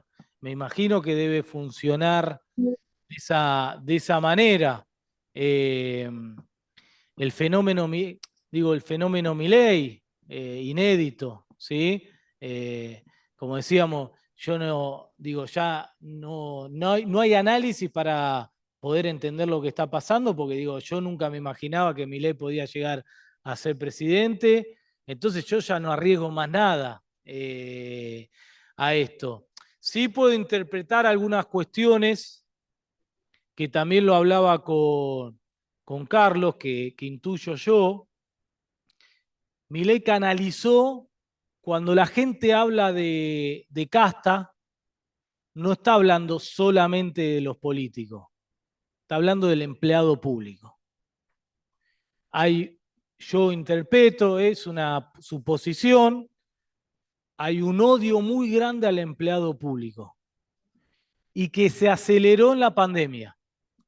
El único que la pasó bien en la pandemia fue el empleado público, que se fue a su casa, tuvo 100% del salario, paritaria, y que en muchos casos costó que vuelvan a trabajar físicamente cuando el sector privado,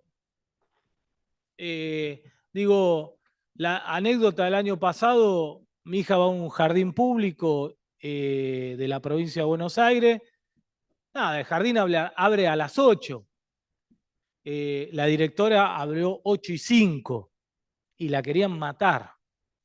Y era la casta. Y cuando este jardincito se privatice, van a abrir 8:05. Y vos decías, qué exagerado, che, son 5 minutos. Y vos después tratabas de entenderlo. Claro, llegaban tarde al laburo. ¿Y por qué abre 8:05 la directora? ¿Por qué no abre a las 8 como corresponde? Y entonces, me parece que también tenemos que empezar a empatizar y entender qué le pasó a la gente. Porque ¿cuándo sube la imagen positiva de Milei? Cuando echan gente del Estado. Y hay como una revancha al empleado público de la gente enorme. Claro, y uno empieza a escarbar, che, y capaz que los podemos llegar a entender. Porque el tipo que quiere el tipo que más necesita del colegio público y lo tiene que sacar y ir a un colegio privado, subvencionado.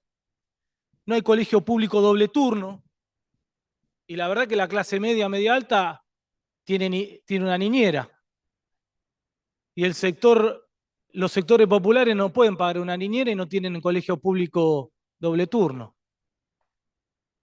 Y algo pasa en la salud también. Entonces, lo público no funca, ven que no funciona. Es la sensación. Entonces, Milei creo que canalizó eso. Queriendo, no queriendo, la verdad no tengo idea. Lo canalizó. ¿Sí?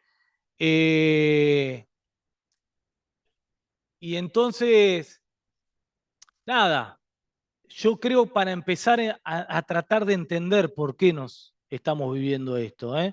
Y no tengo la respuesta, reitero. Son interpretaciones de hablar con la gente, nada, que manda, por ejemplo, a sus hijos al jardincito público y escucharlo, ¿sí? No decirle, no, son 5 minutos. Y vos decís, ¿y por qué 5 minutos tarde? Si después el tipo este tiene que salir rajando.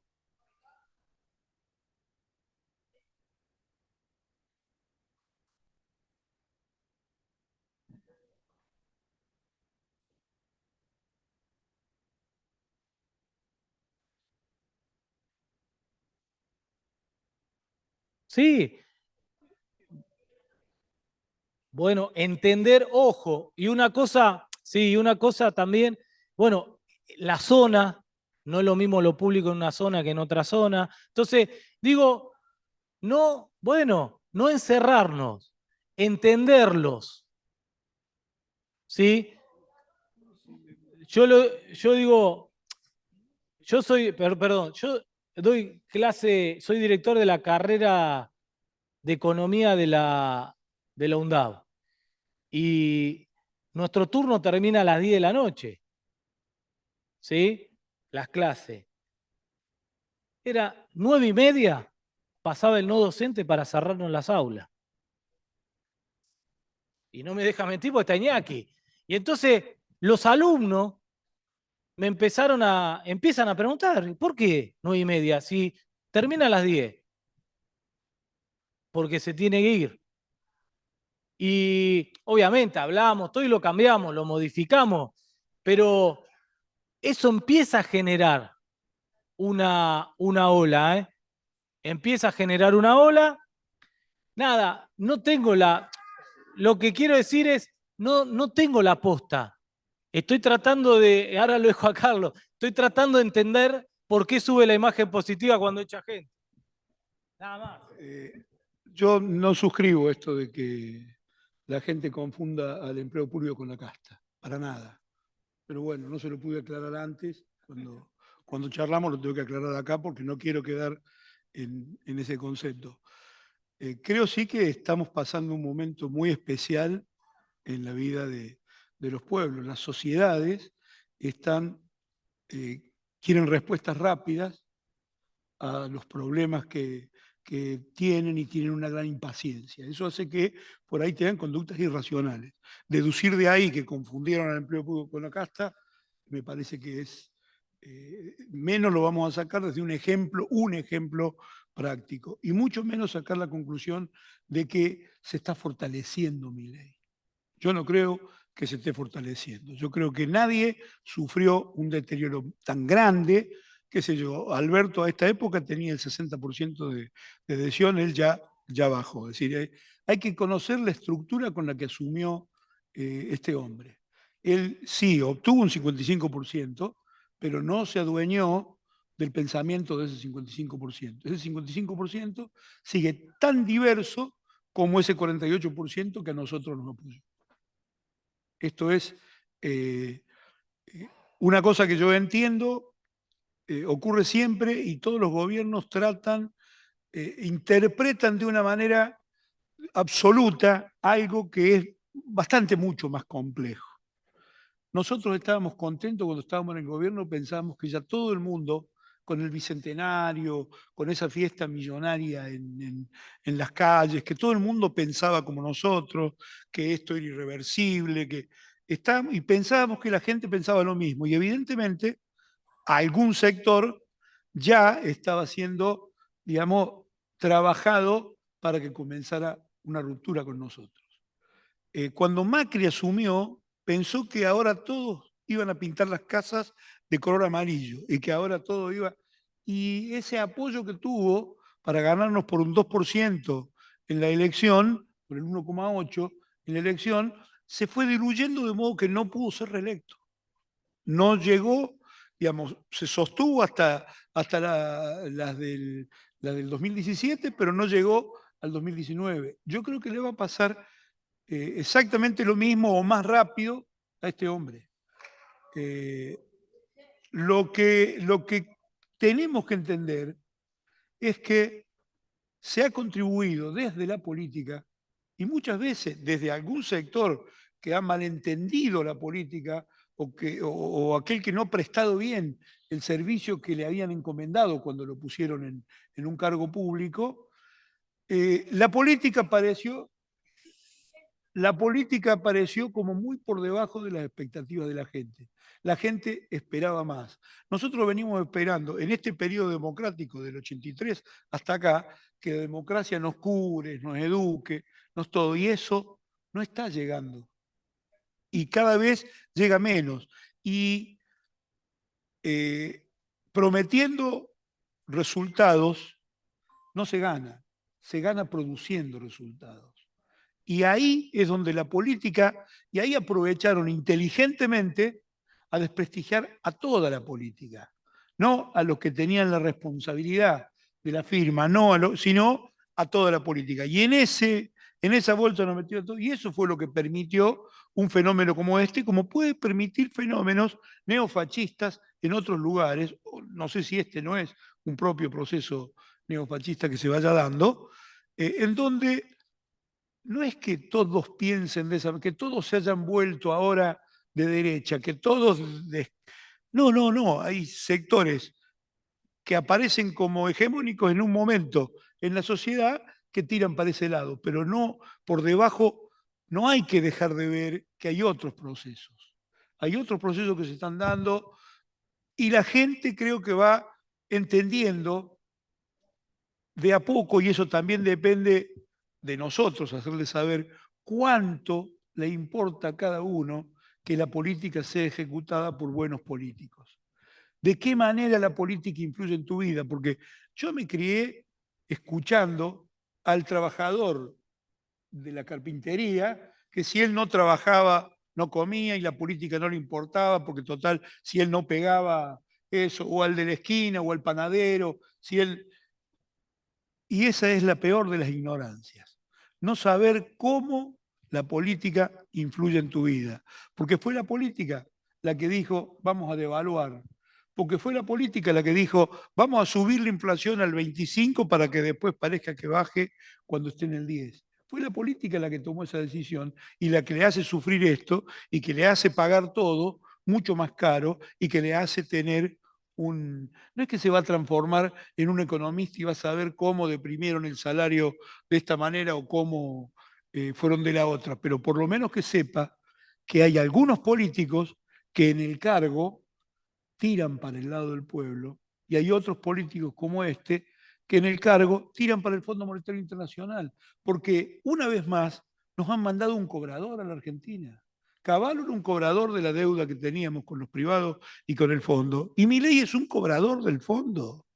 Diga lo que diga. ¿Dónde está poniendo la plata? En dólares para pagarle al Fondo Monetario Internacional. ¿Dónde le falta plata? Y el pueblo, que no le importa, es el primer presidente que declara que no quiere que lo quieran, que no le interesa tomar medidas que caigan simpáticas. ¿En qué momento en el laboratorio del fondo le hicieron creer a ese político que así va a poder durar? No sé, la verdad que el que le reformateó el cerebro hizo un buen trabajo. Pero lo cierto es que La política no puede estar ausente de la empatía con el que estás gobernando, de la sociedad en la que estás viviendo. Tiene que ser parte de esa sociedad. Hay muchas veces uno, digamos, se cometen errores que hacen pensar que puede haber ahí casta, ¿no? Pero primero hay que pulir las palabras. Y yo diría, lo decíamos mucho mejor nosotros cuando decíamos los oligarcas, ¿no? Estaba mucho más claro. Hoy la palabra oligarca no expresa lo mismo, ¿no? Y está hoy englobado más en esa palabra casta. Nosotros tenemos que ver cómo verbalizamos nuestras ideas de una manera distinta para que los demás nos comprendan. Pero la lucha sigue siendo política. Hacerse comprender, hacer comprender y lograr un trabajo unitario para llegar a un objetivo. No unirse, oh, qué lindo para estar juntos. No, no. Unirse para hacer esto, para hacer aquello otro. Ya los tiempos no dan para que estemos todos unidos triunfaremos. No, no solamente todos unidos triunfaremos. Ahora vamos a necesitar estar unidos, organizados y también tener aliados. También recuperar las políticas de frente que siempre hemos llevado adelante, ampliarlas, hacerlas más importantes todavía. Por eso digo, no hay que hacer exámenes apresurados de circunstancias sociológicas muy especiales que están o provocadas por los medios, o provocadas por las redes, o provocadas por las mil maneras que hay de manipular a los seres humanos que han crecido, y ahora más con la inteligencia artificial. Eso es lo que nos han tirado en contra, y con eso nos han encontrado los puntos débiles en algún momento, han hecho una gran campaña reputacional en contra de Cristina. Ya vienen desde el 2008 diciendo que es chorra, y eso es lo que explica que por ahí haya gente que la critique, más que hace, pero no olvidemos, Cristina logró el 54% de los votos. Es la misma. Hay que recrear esas cosas que se hicieron, porque creo que hay mucho del objetivo que uno le plantea a la gente. La gente hoy votó y está esperando con un objetivo, que baje la inflación. Cuando salga de eso, vamos a ver qué pasa. Puede ocurrir que se canse antes de que baje la inflación. Puede ocurrir que no. Puede ocurrir que aguante un poco más, porque en nuestros padres estuvo la idea de el sacrificarse para poder tener algo. Por ahí hay mucha gente que ve, dice, no, me tengo que sacrificar, voy a estar mal ahora, pero en un tiempito voy a estar mal. Lo cierto es que estos planes como este nunca mejoraron nada. El único plan que mejoró después del 55 la situación de la gente fue Perón del 73 al 74 y Néstor y Cristina del 2003 al 2015. Ese ejemplo es el que tratan de destruir cuando la quieren destruir a Cristina. Porque somos testigos vivos de un momento en donde el país tuvo la fuerza suficiente para salir adelante. Tenemos que volver a rescatar esa fuerza, tenemos que volver a recomponer eso para que, con vistas a un futuro próximo, no un futuro prometido para de 30 años, con vistas a un futuro próximo, se pueda recuperar salario, se pueda recuperar la educación, se pueda recuperar la salud pública y se pueda probar que el Estado te defiende, te ayuda, te cuida y además hace que tus hijos puedan tener un futuro mejor. Esa es la batalla. Yo creo que el fracaso de la política en dar respuesta fue lo que creó este tipo de monstruos. Es la política la que tiene que volver y hacer comprender la necesidad de que se adopten otras políticas, no estas que siempre, con estos o con otros actores nos han llevado al fracaso. Gracias, Carlos. Vamos Una aclaración por lo que dije. No es que yo comparto esa teoría, ¿eh? No es que comparto esa teoría, sí creo, obviamente, puedo decir que también la imagen de Milei va a depender. Milei dijo, porque es para entender y lo raro, es que él ganó diciendo que iba a ajustar, a echar gente del Estado. Macri ganó diciendo que iba a dejar todo el kirchnerismo y mejorando lo que... Menem ganó diciendo salariazo y revolución productiva. Ninguno ganó diciendo voy a reducir el Estado, voy a ajustar, voy a echar gente, voy a privatizar. Milei sí gana diciendo eso. Ahora, obviamente, la imagen de él va a depender, en el corto plazo puede generar la imagen positiva, pero en el mediano, de si mejora o no la situación de la gente. Porque todo eso que él dijo que iba a hacer y que en parte está haciendo, le dijo, y además ustedes, gracias a esto, van a vivir mejor. Si la gente no vive mejor, bueno, la imagen positiva de Milei va a empezar a caer. Y yo creo que es lo que va a empezar a caer, a pasar en el mediano plazo. Obviamente, está claro lo que es Milei, cuáles son los efectos económicos y sociales de Milei. Eso lo tenemos recontra claro. Y decirlo, no, ya me parece que es repetir. Lo que uno tiene, lo que yo creo que tenemos que empezar a entender, no que tenga razón o no, ¿por qué la gente vota más allá del fracaso de la política? Es cierto, si él te dice, o la gente odia al Estado, porque también no llega a fin de mes. Si vos le tenés, si nosotros le hubiéramos resuelto la situación social y económica a la gente, nada, el fenómeno Milei no existía. Está claro eso. Me parece es una trivialidad decirlo. Hay que decirlo, bueno, hay que decirlo. Lo que digo es, y además, todo lo otro, que obviamente eso es muy volátil, ¿sí? Mañana capaz la gente está diciendo, porque esto no funciona, está diciendo, nada, que vuelva a la casta, ¿sí? En ese sentido es volátil. Y los planteos del Estado, lo dice permanentemente Cristina. Lo dice permanentemente Cristina. Me acuerdo el 1 de marzo 2015, su último discurso en el Congreso, que lo planteó, el tema de la discusión de la educación pública.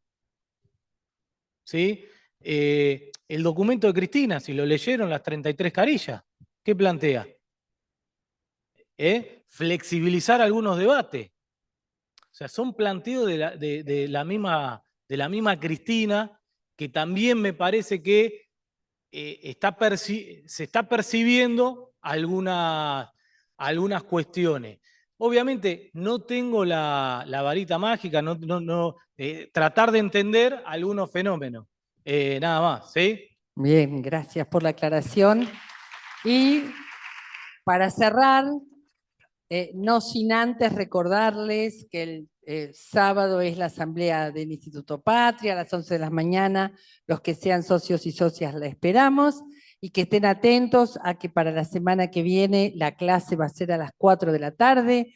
Los que puedan entrar, dado la marcha universitaria que comienza a las 6, nos encontramos aquí o en el Zoom a las 4 de la tarde. Entonces vamos a hacer la pregunta pendiente, ¿cuán factible es que la paguen los que la fugaron? Junto con una pregunta del Zoom para que cada uno elija lo que quiere decir. Para cerrar tienen unos minutitos.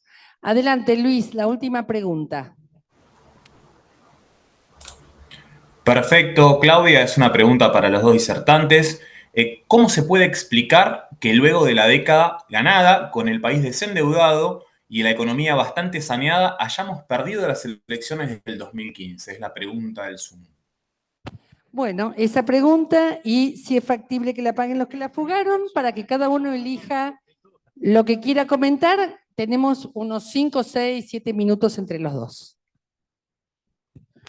Porque teníamos una inflación del 12% en el mes de la elección. No se ganan elecciones con una situación económica donde la gente putea en los supermercados. En el 2015. Porque habíamos transcurrido 12 años y medio en el gobierno, y bueno, y porque además había, digamos, nunca ni las victorias ni las derrotas se explican por una sola causa. Yo creo que teníamos un problema que trató de resolverse de una determinada manera. Scioli, la gente olía que no era Cristina, que no iba a ser Cristina. Y mirá cuánta razón tenía, Es decir, eso puede haber influido en una parte. Yo me acuerdo que analizando el... Sí, pero se elige presidente. Se elige presidente. digamos, me sacaron de argumento. Digo, no se puede explicar por esa sola cosa, pero yo recuerdo que a Hillary Clinton trabajaron mucho en el desaliento que tenían algunos demócratas que no la querían a Hillary como candidata a presidenta, y con eso le sacaron la pequeña ventaja, porque ya las elecciones no se deciden en grandes números, fueron en aquel momento en pequeñas diferencias. Hacer una diferencia de 1,8 tenía que ver, bueno, con el hecho de que 12 años de gobierno son bastante, la posibilidad de cambio parecía como una alternativa. Se sabía desde bastante antes que era difícil repetir. Y ellos, digamos, y hubo todo un trabajo, incluso con Cambridge Analytica, para hacer manipulación de parte del electorado, prometiéndolo lo que quería, cosa que se ha seguido repitiendo.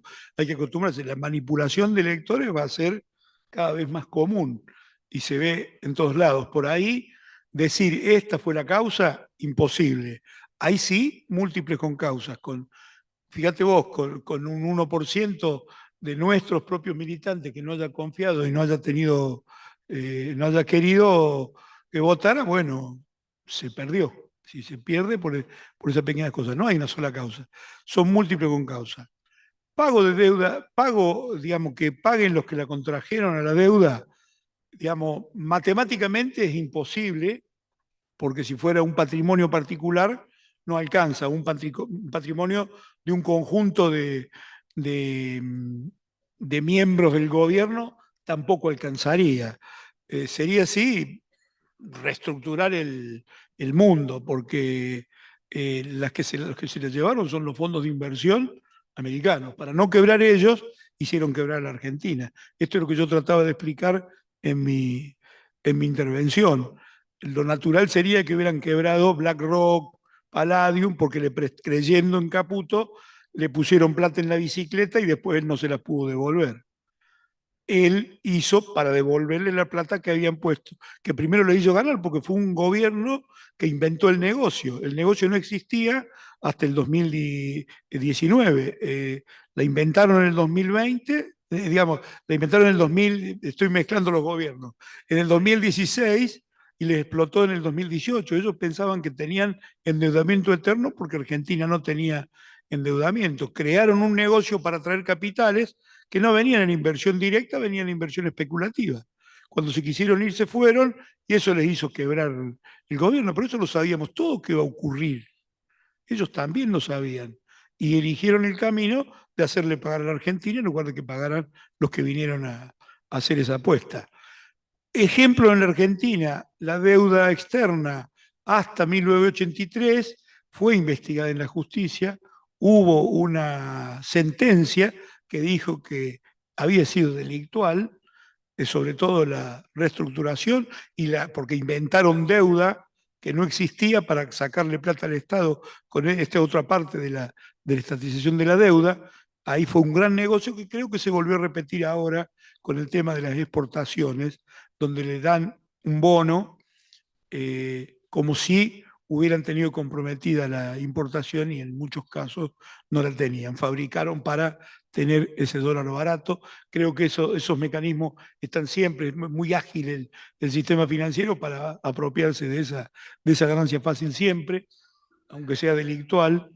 Y la sentencia esa también dijo que habían prescripto las acciones, ¿no? Así que no hubo resultado. Es sentencia del juez Ballestero, la causa Olmos, no pudo llegar y todavía hoy está abierta y queriendo creer que puede lograr algo y no lo logra. Con ese ejemplo digo, bueno, con esta justicia no lo vamos a cobrar nunca. Sería muy bueno en un mundo ideal que efectivamente se hiciera justicia y se volvieran atrás algunas cosas. Creo que lo más realista sería que el fondo reconociera que hubo una negociación que estuvo sesgada y que Argentina tiene que tener mucho más tiempo para pagar. No aspiro a que se repudie la deuda, sino que se torne en el largo plazo una posibilidad de que se cumpla, aunque sea un largo plazo que sea teórico, que no sea de cumplimiento efectivo. Pero las otras digamos, tendríamos que contar con mucho poder parlamentario, con mucho poder también, mucha decisión de la justicia nacional para poder hacer una cosa semejante. Y yo, en esta situación actual, no lo veo viable. Creo que estamos caminando hacia otro lado, estamos entronizando a esos poderosos, no los estamos criticando.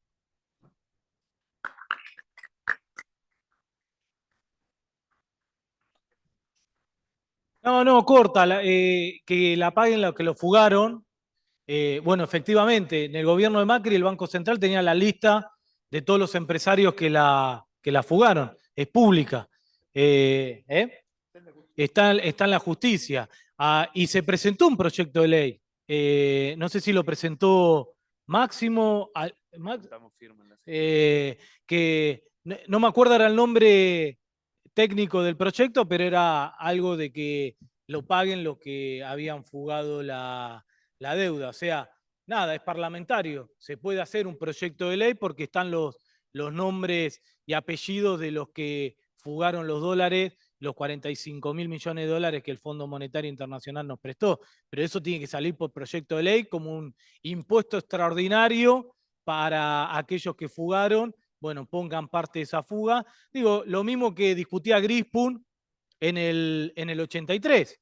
Grispun lo que decía era justamente esto. ¿Por qué no vamos a hacer cargo de una deuda que generó el sector privado y que después Cavallo la estatizó? Entonces, el planteo de Grispun era eso, más o menos, que la terminen pagando los que habían generado esa deuda, y por eso vino Surril y dijo no, legitimó la deuda, y a partir de ahí la empezó a pagar el pueblo argentino. Bueno, siempre, después de todo proceso de endeudamiento, se vienen esos debates. ¿Quién la tiene que pagar?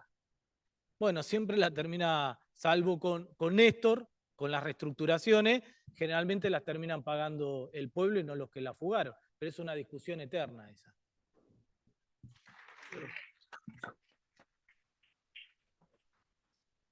Bueno, para cerrar este encuentro no queda más que agradecer al Instituto Patria, obviamente a Cristina, sabemos que es su casa, también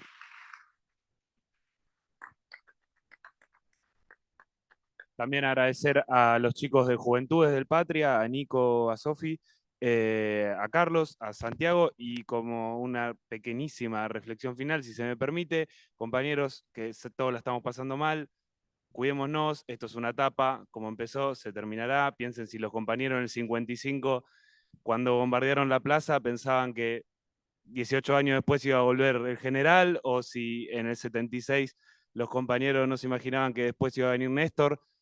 Vendrán tiempos mejores, aferrémonos a la familia, a los amigos, a los compañeros, a la fe, los que crean, y esto pasa. Y vamos a volver.